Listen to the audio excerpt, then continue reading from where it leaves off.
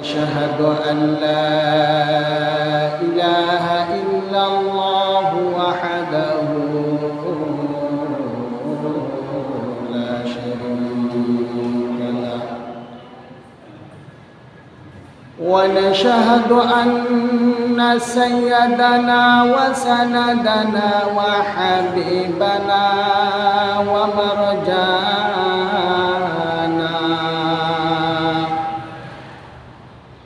ومولانا محمدا عبده ورسوله إن الله وملائكته يصلون على النبي يا أيها الذين آمنوا صلوا عليه وسلموا تسليما صلى الله على سيدنا محمد وآله وأصحابه وسلم صلاة يا رسول الله عليكم سلام يا حبيب الله عليكم خبر الله يا رسول الله خبر الله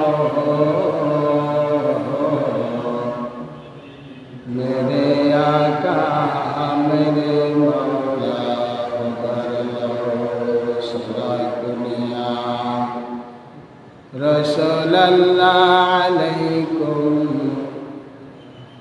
सलाम या हबीब अल्लाह अलैकुम बाद यमनात मुस्तफा आके आलम यफ्तह अल-नूर सफा सदा दुनिया रसूल अल्लाह अलैकुम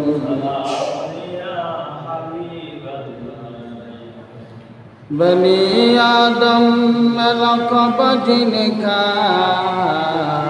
नशक है निदाए मगर नूरे खुदा सलात रसूलल्लाह अलैकुम बलावन बिकमालिही वशहद बिकमालिही हसनतुल जमील खसालिही सल्लल्लाहु अलैहि वालिही ऐ आशिक़ रब्बुल आला ऐ आशिक़ रब्बुल आला बेशक तो महबूबे खुदा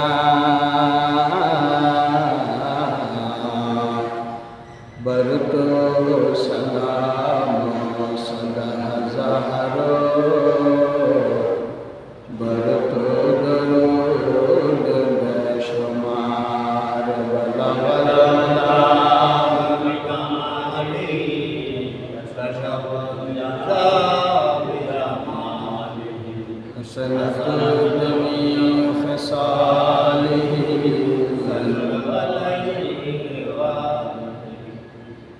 সম্মানিত এলাকাবাসী দেশবাসী আসসালামু আলাইকুম ওয়া রাহমাতুল্লাহি ওয়া বারাকাতুহু।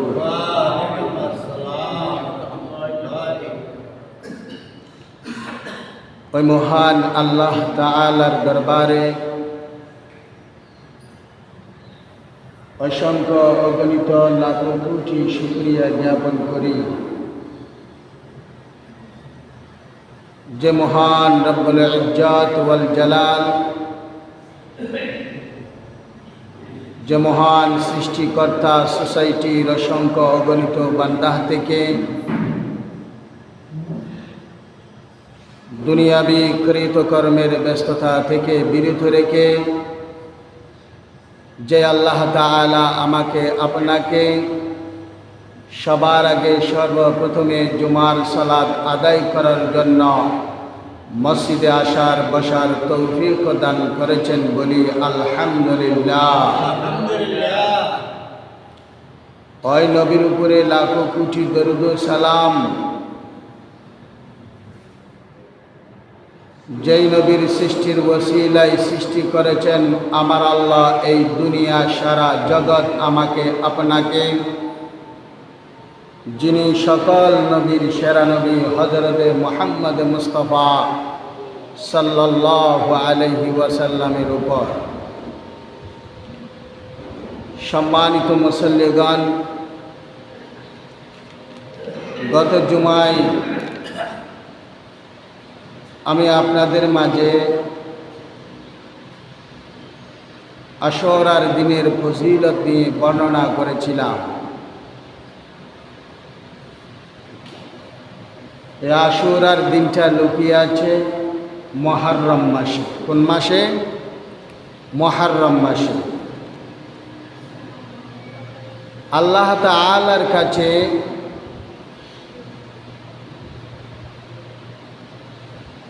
বারোটি মাসের ভিতরে 4টি মাস হল আল্লাহ তাআলার কাছে ফজিলতপূর্ণ সম্মানজনক মাস।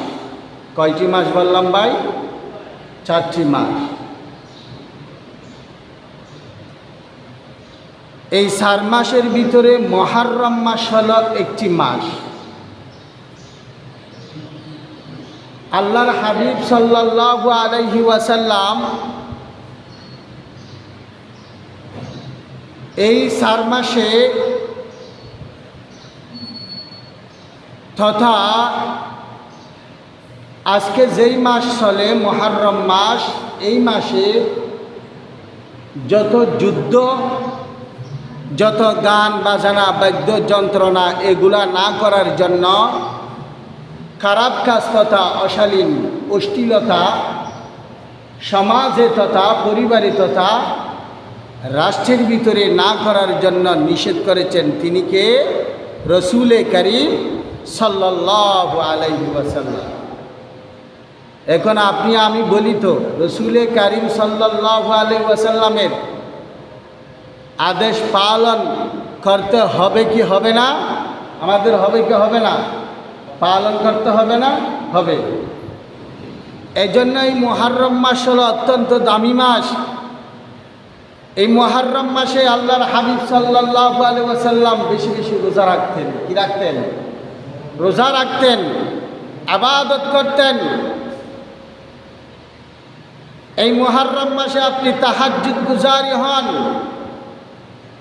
আপনার সন্তান বিপদে আছে, আপনি বিপদে আছেন, আপনি অসুস্থতার ভিতরে আছেন, সুস্থতার জন্য আল্লাহর দরবারে দোয়া করেন। আর এই মুহররম মাসে যদি আপনি গর্হিত কাজ, অশালীন কাজ, গুনাহের কাজ যদি আপনি করেন, তাহলে আপনি আল্লাহর হাবিব সাল্লাল্লাহু আলাইহি ওয়াসাল্লামের আদেশকে অবজ্ঞা করেছেন, ঠিক কিনা? আল্লাহর হাবিব সাল্লাল্লাহু আলাইহি ওয়াসাল্লামের আদেশকে যেই ব্যক্তি না মানবে না, ওই ব্যক্তির জন্য পরকালে হিসাব দিতে হবে না? হবে না? হবে কি হবে না? এই জন্য আল্লাহর হাবিব সাল্লাল্লাহু আলাইহি ওয়াসাল্লাম বলেন, ইয়া আল্লাহ তাআলা পবিত্র কুরআনুল কারীমের মধ্যে বলেন, ইয়া আইয়ুহাল্লাযীনা আমানুত্তাকুল্লাহা ওয়াল তানজুর নাফসুম মা কদ্দামাত লিগাদিন ওয়াত্তাকুল্লাহা ইন্নাল্লাহা খবীরুম বিমা তা'মালুন। জয়নগরের মুসল্লিরা কান কাড় করে শুনুন।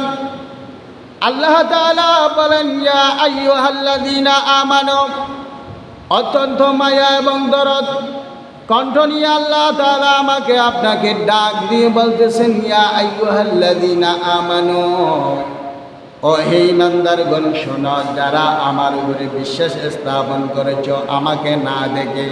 আল্লাহকে আমরা দেখে বিশ্বাস করেছি না না দেখে বিশ্বাস করেছি? না দেখে বিশ্বাস করেছি। এজন্য আল্লাহ কত আদর করে বলতেছেন, ইয়া আইয়ুহাল্লাযীনা আমানু, ও হে ইমানদারগণ শোনো, ইত্তাকুল্লাহ ইত্তাকুল্লাহ, আল্লাহকে ভয় করো, ওয়াল তানজুর নাফসুম মা কদ্দামাত লিগাদিন, প্রত্যেক মানুষের উচিত তার এই টেনশন রাখা, এই চিন্তা করা সে আগামীকাল তথা পরকালের জন্য কি আমল অন্বেষণ করেছে। বলি সুবহানাল্লাহ। হে ইমানদারেরা শোনো, তুমি আগামীকালের জন্য তথা পরকালের জন্য কি আমল প্রস্তুত করেছ, এই টেনশন মাথায় নিয়ে তুমি ঘুরো, এই টেনশন করো, এই চিন্তা করো কি আমল করেছ, কতটুকু আমল গুজারি হয়েছ, মুহররম মাস পেয়েছ, আপনি কতটুকু ইবাদত করেছেন, কতটুকু অশালীন কাজ করেছেন, কতটুকু খারাপ কাজ করেছেন, আর কতটুকু ভালো কাজ করেছেন, এগুলো আপনি ওজন করেন। আল্লাহর হাবিব সাল্লাল্লাহু আলাইহি আল্লাহ তাআলা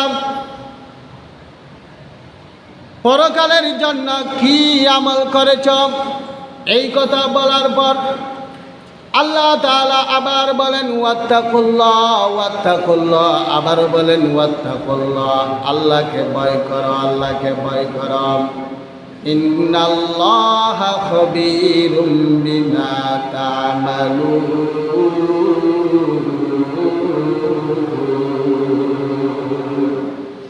ইন্নাল্লাহা খবীরুম বিমা তা'মালুন, নিশ্চয় আল্লাহ তাআলা আমি আপনি যা করি সব কিছু সম্পর্কে অবগত আছেন আছেন কি আছেন না? আমরা যাই করি তাই সব আল্লাহ তাআলা জানলেওয়ালা, ঠিক কিনা? এজন্য আমি আপনি কি করি আর না করি সব কিছু সম্পর্কে আল্লাহ জানেন। এজন্য আল্লাহ বলেন, ইমানদার যদি হয়ে থাকো তুমি পরকালের জন্য কি আমল করেছ, পরকালের জন্য কি অন্বেষণ করেছ, সেগুলো নিয়ে তুমি চিন্তা করতে থাকো। এই মুহররম মাস, এই মাসে আল্লাহর হাবিব সাল্লাল্লাহু আলাইহি ওয়াসাল্লাম আমাদের জন্য কিছু উপদেশ দিয়েছিলেন। কি দিয়েছিলেন? উপদেশ দিয়েছিলেন, তার মানে আমাদের মানার জন্য। আল্লাহর হাবিব সাল্লাল্লাহু আলাইহি ওয়াসাল্লাম বলেন, লিরাজুলি ওয়া হুয়া ইয়াইযুহু, একজন ব্যক্তিকে উপদেশ দিতে লাগলেন। কয়জন ব্যক্তিকে? একজন ব্যক্তিকে উপদেশ দিতে লাগলেন। এগতানিম খামসান ক্বাবলা খামসিন, পাঁচটি বিষয় আসার পূর্বে তুমি পাঁচটি বিষয়কে মূল্যায়ন করো। পাঁচটি বিষয় আসার পূর্বে তুমি পাঁচটি বিষয়কে কি করো? মূল্যায়ন করো, কদর করো। কদর করার জন্য বললেন। আল্লাহর হাবিব সাল্লাল্লাহু আলাইহি ওয়াসাল্লাম বলেন, শাবাবাকা ক্বাবলা হারামিকা, তোমার বৃদ্ধ বয়স আসার পূর্বে তুমি তোমার যৌবনকালকে মূল্যায়ন করো। তুমি এখন বৃদ্ধ নয়, তুমি এখন 20 ইয়ার্স বয়সী একজন যুবক, 25 ইয়ার্স বয়সী একজন যুবক, তুমি এখন বৃদ্ধ নয়। আল্লাহর হাবিব সাল্লাল্লাহু আলাইহি ওয়াসাল্লাম বৎসরের প্রথম মাসের শুরুতে আল্লাহর হাবিব সাল্লাল্লাহু আলাইহি ওয়াসাল্লাম উম্মতের জন্য শিক্ষা দিচ্ছেন, শাবাবাকা ক্বাবলা হারামিকা, তোমার বৃদ্ধ বয়স আসার পূর্বে তুমি তোমার যৌবনকালকে মূল্যায়ন করো। এজন্য আমাকে আপনাকে যে যৌবনকাল দিয়েছেন, শরীরের মধ্যে যে শক্তি দিয়েছেন, এই শক্তি থাকে দিয়ে ইবাদত বন্দেগী আমাদেরকে করে নিতে হবে। আপনি যদি আপনার জওয়ান বয়সে যদি ইবাদত না করেন, বৃদ্ধ বয়সে আপনাকে চেয়ারে বসে বসে সালাত আদায় করতে হবে। চেয়ারে বসে বসে সালাত আদায় করা মানে তা কবুল হতেও পারে, না হতেও পারে। আল্লাহু আ'লাম। আল্লাহ তাআলা যেইভাবে সালাত আদায় করার জন্য বলেছেন আপনি যদি ওইভাবে আপনার শক্তিটুকুন ব্যয় করে সালাত আদায় করেন, কবুল হবে যে এটা আপনি ধরে নিতে পারবেন। আর আপনি যদি বৃদ্ধ বয়সে যৌবনকালে ইবাদত করেন নাই, বৃদ্ধ বয়সে আপনি চেয়ারে বসে বসে যদি আপনি সালাত আদায় করেন, আপনার সালাত কবুল হতেও পারে আবার না হতেও পারে। এই জন্য মুহররম মাসে আল্লাহর হাবিব সাল্লাল্লাহু আলাইহি ওয়াসাল্লাম শিক্ষা দিচ্ছেন, শাবাবাকা কবালা হারামিকা, বৃদ্ধ বয়স আসার পূর্বে তুমি তোমার যৌবনকালকে মূল্যায়ন করো। অগ যুবক ভাইরা শোনো, বিবাহের মধ্যে গান দেই, বিবাহের মধ্যে অনুষ্ঠান করে, সেখানে তুমি নাচানাচি করো, সেখানে তুমি পালাপালি করো, আবার এইগুলো তুমি ফেসবুকের মধ্যে আপলোড দাও। আল্লাহর হাবিব সাল্লাল্লাহু আলাইহি ওয়াসাল্লাম তুমি যুবককেই বলতেছেন, যুবক ভাইরা শোনো, শাবাবাকা কবালা হারামিকা, গান বাজানা বাদ্য যন্ত্রণার মধ্যে গিয়া নাচানাচি না করে, ফালাফালি না করে ওই যৌবনকালকে তুমি তোমার ইবাদতের মাধ্যমে কাটিয়ে দাও। বলি সুবহানাল্লাহ। এজন্য একজন যুবক, একজন জোয়ান বয়সী 30 বছর, 35 বছর, 25 বছর বয়সী মানুষ যেইভাবে হজের মধ্যে গিয়ে হজ করতে পারবে, শরীরকে একেবারে নাড়াচাড়া করে, ওইভাবে কখনো 60 বছর বয়সী একজন বৃদ্ধ কি কখনো হজ করতে পারবে? পারবে না, ঠিক কিনা? এই জন্য আপনাকে আল্লাহর হাবিব সাল্লাল্লাহু আলাইহি ওয়াসাল্লাম এই মুহররম মাসে শিক্ষা দিচ্ছেন, শাবাবাকা কবালা হারামিকা, তোমার বৃদ্ধ বয়স আসার আগে তুমি তোমার যৌবনকালকে মূল্যায়ন করো। তার মানে তুমি যৌবন কাল থাকতেই তুমি ইবাদত বন্দেগীতে কাটাও। এখন তো কালই আছে, যৌবন বয়সী যারা আছে, যুবক বয়সী যারা আছে, 18 বছর 20 বছর বয়সী যুবক যারা আছে তারা গাঁজা খায়। অধিকাংশ 18 বছর 16 বছর বয়সী সন্তানেরা গাঁজা খায়, নেশা দ্রব্যের মধ্যে নিমজ্জিত, ইবাদতে নাই, বন্দেগীতে নাই। এজন্য ওই যুবকদেরকে বলতেছেন, তোমার বৃদ্ধ বয়স আগে আসার আগে তুমি তোমার যৌবনকালকে মূল্যায়ন করো। এই মুহররম মাসে আমার জন্য আপনার জন্য আল্লাহর হাবিব কি দিয়েছেন? উপদেশ দিয়েছেন। আবার বলেন, ওগো ব্যক্তি শোনো, ওয়াসিহাতাকা কবালা সুকমিকা, তুমি অসুস্থতা হওয়ার আগে সুস্থতাকে তুমি মূল্যায়ন করো। এখন আমি সুস্থ, কিন্তু অসুস্থ হওয়ার আগে আমি যে সুস্থ ছিলাম ওই সুস্থতাকে মূল্যায়ন করতে হবে। কেমন? মানে আপনি বিবাহের মধ্যে যখন গিয়েছেন অথবা মেলা শাদির মধ্যে যখন গিয়েছেন, এন্ডে গোস্ত দেবে হজনের গোস্ত দেবে, এক টেবিলে হজন বইয়ে ছজন, কিন্তু যেহেতু বিয়ের টেবিলত বসিলেন, এই জন্য তো ফুল সুস্থ আছিলেন, গম আছিলেন, কিন্তু গরু গোস্ত ফলো ফরমা যে তো দেখ আই দেখি মনে না, মানে নিয়মিত বেশি হয়ে গেলি, তার মানে দিয়ে তো ছজনের লাহাই ইন আর 3 জন আবার করে ঢুকে গেলি, আর 3 জনে না ভাই, তারপরে মারামারি দিয়ে গেলি, হয়তো যারা বিয়ে ঈদের কি হম দিয়ে গোসা হম দিয়ে ইয়ান হম দিয়ে নাকি না বাটবার করে যদি লওয়া যায় একজনে কি দুটো না ভাই, পেবে না ভাই, নাকা মাথা দুটো রইলে না ভাই, কিন্তু অনেক 3 জনে ফেলেলাম, লইতে ফেলাইলেন, খাইলেন, কিন্তু খাইবার আগে অনেক কি আসিলেন, সুস্থ আসিলেন। হ্যাঁ ঠাসি হাই গরত আই অনেক দিকে ডায়রি কি হয়েছে ডায়রি। তার মানে আপনি খানাটা খাওয়ার আগে সুস্থ ছিলেন, আপনি খানাটা যে বেশি গেলে অসুস্থ হবেন এটাকে আপনি কি করেন নাই? মূল্যায়ন করেন নাই। তার মানে আপনি সুস্থতাকে কদর করেন নাই, এজন্য আপনি অসুস্থ হয়ে গেছেন। আপনার মাথার মধ্যে এই টেনশনটা থাকা দরকার ছিল যে আমি যদি এই গরুর মাংসগুলো বেশি খাই, খাবার একটু নিয়মের বাহিরে যদি খাই, তাহলে আমার পেটের মধ্যে হয়তো কী হতে পারে? অসুস্থ হতে পারে। এই অসুস্থতা নিয়ে যদি আপনি চিন্তা করতেন, আপনি কখনো কি হতেন না? সুস্থ থাকতেন, অসুস্থ হতেন না। আল্লাহর হাবিব সাল্লাল্লাহু আলাইহি ওয়াসাল্লাম মুহররম মাসে আমার জন্য আপনার জন্য এই উপদেশই দিচ্ছেন, জগতের মানুষেরা শোনো, জয়নগরের মুসল্লিরা, মুসলমান নর নারীরা শোনো, তোমাদের জন্য আল্লাহর হাবিব উপদেশ দিচ্ছেন, ওয়াসিহাতাকা কবালা সুকমিকা, অসুস্থতা হওয়ার আগে তুমি যে সুস্থ ছিলা ওই সুস্থটাকে তুমি মূল্যায়ন করো, বলি সুবহানাল্লাহ। আল্লাহর হাবিব সাল্লাল্লাহু আলাইহি ওয়াসাল্লাম 3 নম্বরে বলেন, ওয়াগিনাকা ক্বাবলা ফাকরিকা।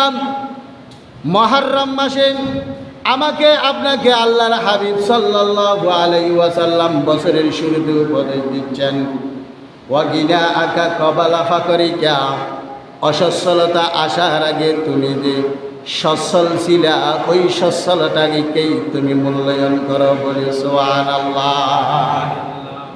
আপনি যখন সচ্ছলতা ছিলেন, আপনার যখন টাকা ছিল, পয়সা ছিল, ধন আর দৌলত ছিল, যেমন তেমন আপনি খরচ করলেন, অপচয় করলেন। অপচয়টা কি? হারাম।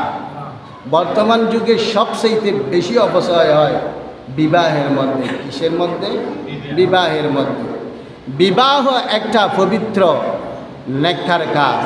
এই পবিত্র নেককার কাজকে আমরা বিভিন্ন ধরনের মেহেদি অনুষ্ঠান, বড় বড় গেট, বড় বড় 1 লক্ষ টাকা দিয়া, 1.5 লক্ষ টাকা দিয়া গেট দিয়া, আরো হবে আই ওষুধের দেরি, কি উড়ের দি ওষ বলে। আপনার কাছে টাকা আছে, পয়সা আছে বিদায় আপনি ওই টাকাটা যেমন তেমনভাবে খরচ করতে পারবেন না।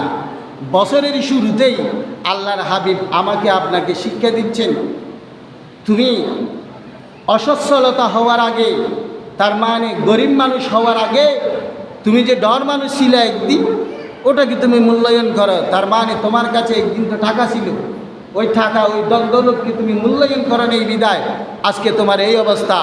এর জন্য আল্লাহর হাবিব সাল্লাল্লাহু আলাইহি ওয়াসাল্লাম এই প্রবাদ দিয়ে এই কথাই বুঝাতে চাই, যখন তুমি খরচ করবা তখন তুমি অপচয় করবা না। যেটা করার দরকার নাই সেটা তুমি কখনো করবা না। আল্লাহর হাবিব সাল্লাল্লাহু আলাইহি ওয়াসাল্লাম বলেন,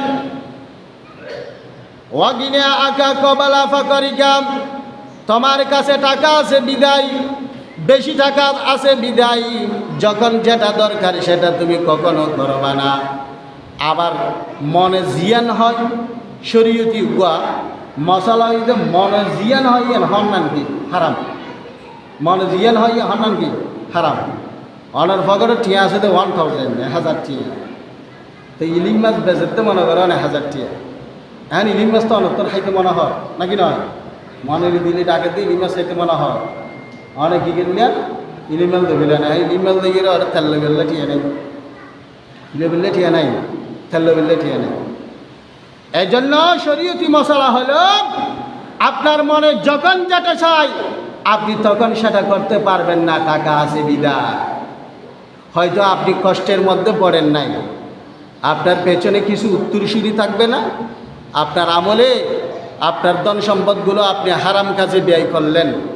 যখন যেটা প্রয়োজন আনপ্রয়োজনে আপনি ব্যয় করলেন, আপনি কষ্ট পান নাই। আপনি কি পান নাই? কষ্ট পান নাই। আল্লাহর রাসূলের একটা হাদিস আছে, কিন্তু আপনার যে উত্তরসূরি থাকবে, আপনার পরে আপনার সন্তান আসবে, আপনার সন্তানের পর আপনার নাতি আসবে, ওদের ভিতরে গোষ্ঠীভিত্তিক একদিন না একদিন ওই সম্পদগুলো কি যাবে? হারিয়ে যাবে। এজন্য ওয়াগিনাকা ক্বাবলা ফাকরিকা, অসচ্ছলতা আসার আগে তুমি যে সচ্ছল ছিলা ওই সচ্ছলতাকে মূল্যায়ন করবা। মুহররম মাসে আল্লাহর হাবিব সাল্লাল্লাহু আলাইহি ওয়াসাল্লাম আমার জন্য, আপনার জন্য এইভাবে জীবন পরিচালনা করার জন্য উপদেশ দিচ্ছেন। 4 নম্বরে আল্লাহর হাবিব সাল্লাল্লাহু আলাইহি ওয়াসাল্লাম উপদেশ দিচ্ছেন, ওয়াফারাগাকা ক্বাবলা শুগলিকা, ব্যস্ততার পূর্বে তুমি তোমার অবসরকে মূল্যায়ন করবা। আপনি এখন ব্যস্ততা আছেন, ব্যস্ততার কারণে আল্লাহর ইবাদত বندگی করতে পারেন না, নামাজ পড়তে পারেন না, আল্লাহ তাআলার গোলামিতে আপনি সময় দিতে পারেন না। মিয়া, এমন একটা দিন সময় আসবে আপনাকে অবসরে থাকতে হবে। ওই সময় আপনি নামাজ পড়তে চাইবেন, আপনি পড়তে পারবেন না। রোজা রাখতে চাইবেন, আপনি রোজা রাখতে পারবেন না। ওই সময় আপনি তাহাজ্জুদ নামাজ পড়তে চাইবেন, আপনি তাহাজ্জুদ নামাজ পড়তে পারবেন না। আল্লাহর হাবিব সাল্লাল্লাহু আলাইহি ওয়াসাল্লাম এই প্রবাদ দিয়া বুঝাতে চাই, জগতের মানুষেরা শোনো, তুমি যতই ব্যস্ত থাকো না কেন, সকল ব্যস্ততার ভিতরে তুমি আল্লাহর গোলামিতে নিমজ্জিত হয়ে যাও। বলে সুবহানাল্লাহ। আল্লাহর হাবিব 4 নম্বরে উপদেশ দিচ্ছেন, তোমার ব্যস্ততার পূর্বে তুমি যে একদিন অবসরে থাকবা, তুমি যে কিছুই করতে পারবা না, সবার মাঝে তুমি ফেল করে তুমি তাকিয়ে থাকবা, তোমার কোনো কিছু করার মতন শক্তি যখন থাকবে না, ওটা নিয়ে তুমি কি করো? চিন্তা করো, ওটাকে তুমি মূল্যায়ন করো। আল্লাহর হাবিব সাল্লাল্লাহু আলাইহি ওয়াসাল্লাম বলেন, জগতের মানুষেরা শোনো, ওয়া হায়াতিকা ক্বাবলা মাউতিকা, মৃত্যু আসার পূর্বে তুমি তোমার হায়াতকে মূল্যায়ন করো। আপনার মৃত্যু হওয়ার আগে আপনার হায়াতের জিন্দেগিটা কোন কাজের মধ্যে ব্যয় করেছেন, এটা নিয়ে আপনি একটু চিন্তা করুন। আজকের দিনে আপনি কয়টা ভালো কাজ করেছেন, কয়টা খারাপ কাজ করেছেন, এটা ওজন করুন। এইভাবে ওজন করে করে যদি পরিমাপ করে করে যদি আপনার হায়াতে জিন্দেগি কাটিয়ে দেন, আপনার আমলনামার মধ্যে এই গুনার চাইতে ভালো কাজের সওয়াব বেশি থাকবে। বলি সুবহানাল্লাহ। এই জন্য মৃত্যু আসার পূর্বে আপনাকে আল্লাহ তাআলা যে 30 বছর, 40 বছর, 60 বছর, 70 বছর হায়াতে জিন্দেগি দান করেছেন, এই হায়াতে জিন্দেগির মূল্যায়ন করা দরকার আছে না নাই? আল্লাহর হাবিব সাল্লাল্লাহু কয়টি উপদেশ দিয়েছেন আমার জন্য, আপনার জন্য? 5টি উপদেশ দিয়েছেন। বৃদ্ধ বয়স হওয়ার আগে তুমি তোমার যৌবনকালকে মূল্যায়ন করো, অসুস্থতা হওয়ার আগে তুমি তোমার সুস্থতাকে মূল্যায়ন করো, অসচ্ছলতা আসার আগে তুমি তোমার সচ্ছলতাকে মূল্যায়ন করো, ব্যস্ততা আসার পূর্বে তুমি তোমার অবসরকে মূল্যায়ন করো, মৃত্যু আসার পূর্বে তুমি তোমার হায়াতকে মূল্যায়ন করো। আল্লাহ তাআলা আমাদের সবাইকে আল্লাহর নবী সাল্লাল্লাহু আলাইহি ওয়াসাল্লামের এই 5টি উপদেশ মানার মতন তৌফিক দান করুক। বলি আমিন। আসসালামু আলাইকুম ওয়া রাহমাতুল্লাহি ওয়া বারাকাতুহু।